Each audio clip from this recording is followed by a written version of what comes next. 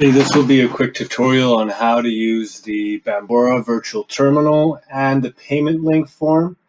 If you first start out, you'll be right here. Run over to processing, click web terminal. Once you're there, fill in the information that's needed. You don't need to put any of the extra information like the street number or the address or anything like that.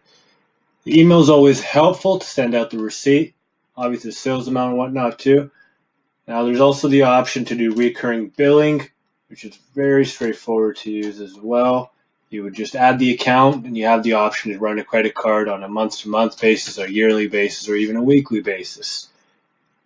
Now the next thing I'd like to show you guys is the link builder. And the link builder tool is a great way for you to send a link out to your customers. So first head over to company info, copy over your merchant ID.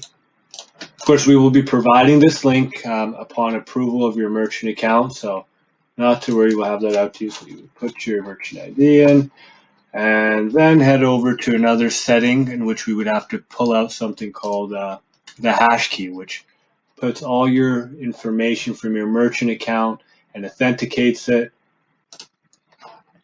So we would head over to account settings, order settings, and there's this field here called hash validation hash key. So we just copy that over. Do make sure that SHA-1 is enabled. We head over here, put that in. Make sure SHA-1 is added here as well. The last thing that we want to have done on this account is a couple configuration options. So we're going to head over to configuration, click payment form.